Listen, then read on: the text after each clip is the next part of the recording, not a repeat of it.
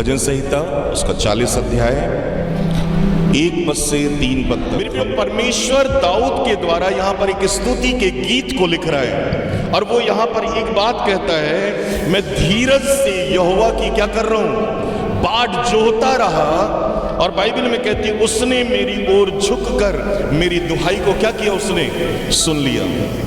आप इस बात को यदि समझे तो मैं बिलीव दिलाता हूं आपका कि आपके जीवन का हर वो हिस्सा जहां पर आप प्रॉब्लम में हो, उस प्रॉब्लम से आप आजाद हो गए यीशु मसीह के नाम से। आमीन। परमेश्वर जो है वो अद्भुत कामों को करने वाला परमेश्वर है। मेरे प्रियो, चेलों को प्रभु यीशु मसीह ने 3 साल तक सिखाया और 3 साल सिखाने के बाद में चेलों को कहा मेरा वेट करना, क्योंकि स्वर्ग से आग आएगा और तुम्हारी लाइफ चेंज हो जाएगी।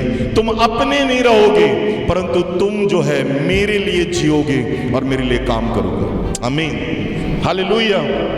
वही पतरस जो डरा करता था, वही पतरस लंगड़े से कहता है मेरी ओर देख, क्योंकि मेरे अंदर जो सामर्थ है, जो यीशु का नाम है, वो नाम तुझे लंगड़े से तुझे क्या कर सकता है, आजाद कर सकता है। आज के बाद अपने आप को कभी कमजोर, असहाय और निर्धन मत समझना। आज के बाद लोगों से कहना, बीमारी से कहना, तकलीफों से कहना, जो मेरे अंदर है वो परिस्थितियों से क्या है, बड़ा है। हालेलुया। मेरे प्रियो, हर दिन अपने आप का अंगीकार करो और कहो कि प्रभु जो तू मुझ में रहता है, मेरी परिस्थिति से तू क्या है, बड़ा है। आमीन, हालेलुया। दाऊद जब इस स्तुति के गीत को गा रहा है, उसने कहा मैं धीरज से यहोवा की क्या बाट जोहता रहा। आज दुनिया में कोई धीरज नहीं धरना चाहता। हर एक को फास्ट लाइफ चाहिए, हर एक को तुरंत रिजल्ट चाहिए, हर एक को प्रार्थना का तुरंत आंसर चाहिए, हर एक को अपने जीवनों में कोई भी प्रतिफल तुरंत चाहिए। लेकिन परमेश्वर धीरज से काम करने वाला परमेश्वर है। याद रखो, उसके लोग वेट करते हैं धीरज के साथ में, और जो धीरज धरना नहीं जानता उसके जीवन में कभी आनंद नहीं आता।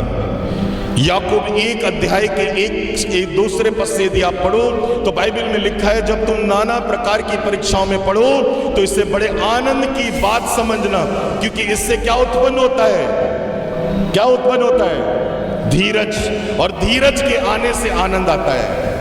और मेरे प्रियो, धीरज कोई रखना नहीं चाहता। आज मसीहों की बात हो चाहे बाहर वाले की बात हो, आज धीरज धरने वाला उसके लाइफ की सबसे पहली क्वालिटी होगी, याद रखना। यदि आप चाहते हो कि प्रभु मुझे बढ़ाए, यदि चाहते हो मेरे घर में परिवर्तन आए, यदि आप चाहते हो आपके बच्चे अव्वल रहें, यदि आप चाहते हो कि आपके बिजनेस में उन्नति रहे, तो आपको सबसे पहले धीरज धरने वाला बनना पड़ेगा। और धीरज कैसे उत्पन्न होगा, बोले यहोवा की बाट जोहने से। हालेलुया। यहोवा की बाट कोई जोहने का मतलब होता है प्रार्थना करो, घुटने में रहो, प्रभु के निकटता में रहो। धीरज आज धर नहीं पा रहे हैं, उसका रीजन है क्योंकि हमारी लाइफ प्रार्थना की नहीं है। हम पाना तो बहुत कुछ चाहते हैं, प्रभु हमारे लिए बहुत कुछ करे ये भी सोचते हैं, लेकिन हम धीरज नहीं धर पाते। एक बहन मेरे पास में आई और मुझसे कही, भैया मेरा पति बदलता क्यों नहीं है, बदलता क्यों नहीं है। मैं 3 साल से प्रार्थना कर रही हूं, लेकिन मैंने कहा बहन, यदि प्रभु की मर्जी अगर तेरी लाइफ के लिए है तो प्रभु चुटकियों में बदल सकता है तेरे पति को, लेकिन एक चीज है, सबसे पहले तुझे बदलना पड़ेगा। हालेलुया। चर्च तो आती हूं भैया, भेंट तो देती हूं, लेकिन मेरा पति क्यों नहीं बदल रहा है। मैंने कहा तूने अपनी लाइफ में धीरज धरना नहीं सीखा, उसका सबसे बड़ा कारण है क्योंकि तू अब प्रार्थना करना नहीं जानती। आज लोग प्रार्थना ना करने के कारण से धीरज के इस फल से आज दूर हैं, इसलिए अपनी लाइफ में कभी गुड न्यूज को नहीं सुनते।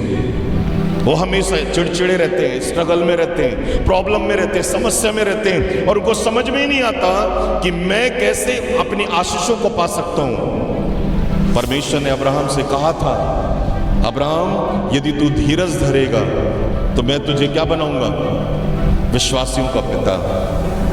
आज सच में धीरज धरने वाला व्यक्ति हमेशा प्रभु पर निगाहें लगा कर रखता है। हालेलुया।